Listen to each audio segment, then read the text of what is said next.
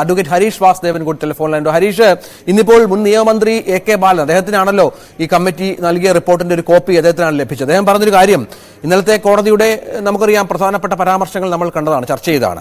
ഈ കോടതിയുടെ ഇടപെടൽ വേണം. 3 ഘടകങ്ങൾ ഒന്നു ചേർന്നാൽ മാത്രമേ ഈ പ്രശ്നത്തിന് പരിഹാരം കാണാൻ സാധിക്കൂ. 1 കോടതിയുടെ ഇടപെടലാണ്, 2 പരാതിക്കാരുടെ ഇടപെടൽ വേണം, 3 സർക്കാരിന്റെ സമീപനവും പ്രധാനമാണ്. ഇവിടെ സർക്കാരാണ് കമ്മീഷനെ വെച്ചത്, സർക്കാർ ഇതുമായി ബന്ധപ്പെട്ട് തങ്ങളുടെ ഡ്യൂട്ടി പൂർത്തിയാക്കി കഴിഞ്ഞു എന്ന് പറയാതെ പറയുകയാണ് മുൻ മന്ത്രി.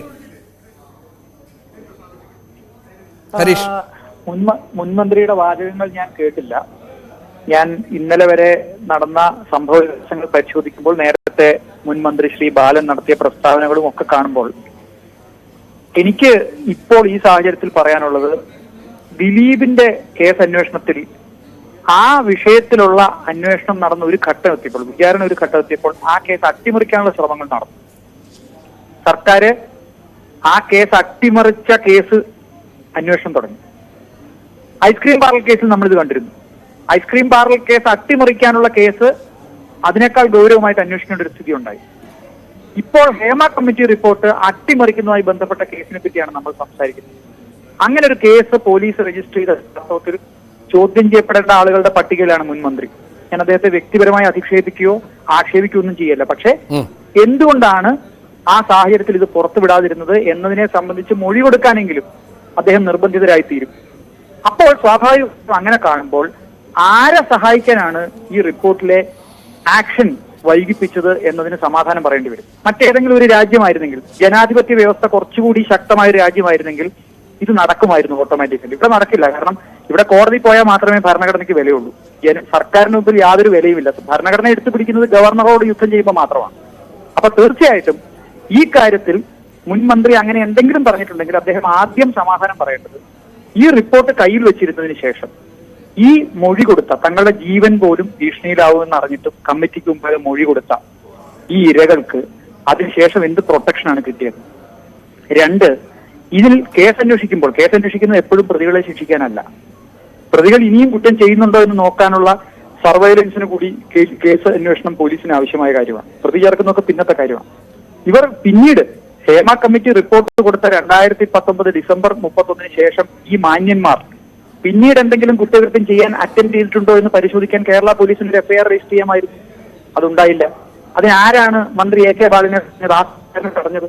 അന്നത്തെ പോലീസ് DGPയെ തടഞ്ഞത്. അപ്പോൾ കേരള പോലീസിന്റെ DGP പോലും അത് ചെയ്തില്ല എന്ന് പറയുമ്പോൾ ഇവർക്കൊക്കെ ശമ്പളം കൊടുത്ത് നമ്മൾ ഈ സ്ഥാനത്ത് വെച്ചിരിക്കുന്നത് അവരുടെ ജോലി ചെയ്യാനായിരുന്നു, ഈ ഇരകളെ സംരക്ഷിക്കാനായിരുന്നു, ഭരണഘടന അവർക്ക് കൊടുത്ത അവകാശങ്ങൾ സംരക്ഷിക്കാനായിരുന്നു. അത് ചെയ്യാതെ പോയത് കഴിഞ്ഞ കാല വീഴ്ചയാണ്. ഈ വീഴ്ചയ്ക്ക് ഇന്ന് വന്ന് മാപ്പ് പറഞ്ഞുകൊണ്ട് പ്രശ്നം തീരുന്നില്ല, കോൺക്ലേവ് നടത്തിയതുകൊണ്ട് പ്രശ്നം തീരുന്നില്ല. ഈ 4.5 വർഷക്കാലം ഇരകൾക്ക് നഷ്ടപ്പെട്ടത് നഷ്ടപ്പെടൽ തന്നെയാണ്. തെളിവ് നശിപ്പിക്കാൻ പ്രതികൾക്ക് സമയം കിട്ടി. ഈ പ്രതികൾക്ക് അറിയാം ആർക്കൊക്കെ എതിരെയായിട്ടാണ് ഈ മൊഴികൾ കൊടുത്തിരിക്കുന്നത്. നമുക്കല്ലേ അറിയാത്തുള്ളൂ.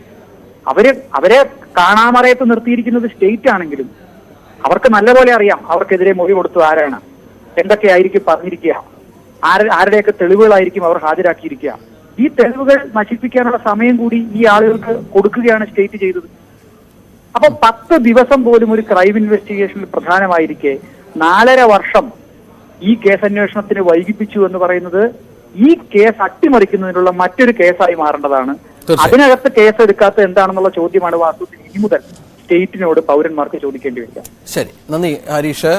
ഡാൻ കുര്യൻ, ഇവിടെ ഈ പൊതുവെ സർക്കാർ നേരിടുന്ന ഒരു സമ്മർദ്ദമുണ്ട് ഈ സംഭവത്തിൽ. കാരണം 4.5 വർഷം റിപ്പോർട്ട് പുറത്തുവിടാതെ അടയിരുന്നു എന്ന് പറയുന്നു. ഇപ്പോൾ പുതിയ വരുന്ന വാർത്ത, ഈ വിവരാവകാശ കമ്മീഷൻ പോലും ഉദ്ദേശിക്കാത്ത തരത്തിൽ ചില കടുംവെട്ടുകൾ ഈ റിപ്പോർട്ട് പുറത്തുവിട്ടപ്പോൾ ഉണ്ടായി എന്ന് പറയുന്നു. പൊതുസമൂഹത്തിൽ നിന്ന് ഉയരുന്ന ഒരു പ്രഷറുണ്ട്.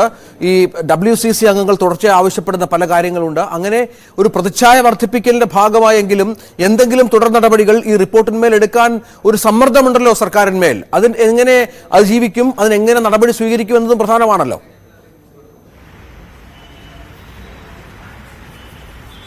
സ്വാഭാവികമായി 2 സാധ്യതകളാണ് മുന്നിലുള്ളത്. അതിലൊന്ന്, പരാതിക്കാരുടെ ഭാഗത്ത് നിന്ന് പോലീസിന് നിയമപരമായ ഒരു പരാതി നൽകുന്നതുവരെ കാത്തു നിൽക്കാതെ കൃത്യമായി ഇപ്പോൾ ലഭിച്ചിരിക്കുന്ന പരാതിയുടെ അടിസ്ഥാനത്തിൽ സ്വമേധയാ കേസെടുക്കുക, സുവമോട്ടോ കേസ് രജിസ്റ്റർ ചെയ്യുക. അങ്ങനെ കേസ് രജിസ്റ്റർ ചെയ്തുകൊണ്ട് അതുമായി ബന്ധപ്പെട്ട നിയമ നടപടികൾക്ക് തുടക്കമിടുക. അതാണ് ആദ്യത്തെ സാധ്യത. രണ്ടാമത്തേത്, പരാതി വരുന്നതുവരെ കാത്തിരിക്കുക. പക്ഷേ പരാതി വരാനുള്ള സാധ്യത വിരളമാണ് എന്ന കാര്യം സർക്കാരിന് നല്ല ബോധ്യമുണ്ട്. അത് കൃത്യമായി ബോധ്യമുള്ളത് കൊണ്ട് തന്നെയാണ് സ്വാഭാവികമായി കോടതിയുടെ ഭാഗത്ത് നിന്ന് ഇനി അങ്ങോട്ട് 10-ാം തീയതി ഈ കേസ് വീണ്ടും പരിഗണിക്കുമ്പോൾ, ഹർജി വീണ്ടും പരിഗണിക്കുമ്പോൾ തുടർ നടപടികൾ എന്തെങ്കിലും ഉണ്ടാകുമോ, കോടതിയുടെ ഭാഗത്തു നിന്ന് എന്തെങ്കിലും പരാമർശങ്ങൾ ഉണ്ടാകുമോ എന്നതിനു വേണ്ടി കാത്തിരിക്കുന്നതും. സ്വാഭാവികമായി സർക്കാർ സ്വയം ഇനിഷ്യേറ്റീവ് എടുത്ത് അങ്ങനെയൊരു കേസ് എടുക്കുന്നതിന് മുൻപ് തന്നെ കോടതിയുടെ ഭാഗത്ത് നിന്ന് കൃത്യമായ ഒരു പരാമർശം ഈ വിഷയത്തിൽ കേസ് എടുക്കണം, അതുമായി ബന്ധപ്പെട്ട അന്വേഷണം നടത്തണം എന്ന തരത്തിലുള്ള ഒരു വിലയിരുത്തൽ ഉണ്ടായിക്കഴിഞ്ഞാൽ സർക്കാരിന് അതൊരു പിൻബലമാകാം. അതുകൊണ്ട് തന്നെ സർക്കാർ കോടതിയുടെ നിർദ്ദേശത്തിന് വഴങ്ങിയാണ് കേസെടുത്തത് എന്നൊരു സാഹചര്യം ഉരുത്തിരിയും. ഒരുപക്ഷെ അതിനുവേണ്ടിയായിരിക്കാം കാത്തിരിക്കുന്നത്. കാരണം ആരെയും മറ്റൊരു പ്രതിസന്ധി, അതായത് സർക്കാരിന് പ്രതിരോധത്തിലാക്കുന്ന, പ്രതിസന്ധിയിലാക്കുന്ന ഒരു നടപടിയിലേക്ക് തിടുക്കത്തിൽ ഒരു നടപടിയുമായി പോകേണ്ടതില്ല. സാവകാശം കോടതിയുടെ ഭാഗത്തു നിന്നുണ്ടാകുന്ന പരാമർശങ്ങളുടെ കണക്കിലെടുത്തുകൊണ്ട് മാത്രം അതിൽ തുടർ നീക്കങ്ങൾ മതി എന്നൊരു നിലപാടിലേക്ക് സർക്കാർ ഡാൻ കുര്യൻ തുടരുന്നുണ്ട്. ഏതായാലും സർക്കാരിന് മേൽ വലിയ സമ്മർദ്ദമുണ്ട് ഈ വിഷയത്തിൽ തുടർ നടപടി സ്വീകരിക്കുന്ന ആവശ്യം. പക്ഷെ അപ്പോഴും അവർക്കൊരു പിടിവള്ളിയുള്ളത് ഇന്നലെ വന്നൊരു പൊതുതാൽപര്യ ഹർജിയുണ്ട് ഹൈക്കോടതിയിൽ. അതിൽ മേൽ കോടതിയുടെ തുടർവാദങ്ങളും തീരുമാനങ്ങളും ഒക്കെ 10-ാം തീയതിയിലേക്ക് മാറ്റിവെച്ചിരിക്കുകയാണ്. അതുവരെ കാത്തിരിക്കാനുള്ള ഒരു സാവകാശത്തിലാണ് സർക്കാർ എന്നാണ് ഈ ഘട്ടത്തിൽ നമുക്ക് മനസ്സിലാക്കാനുള്ളത്. മുൻ നിയമമന്ത്രിയുടെ ഒക്കെ വാക്കുകളിൽ നിന്നും അതാണ് വ്യക്തമാകുന്നത്. തിരിച്ചുവരാം ഇടവേളയ്ക്ക് ശേഷം.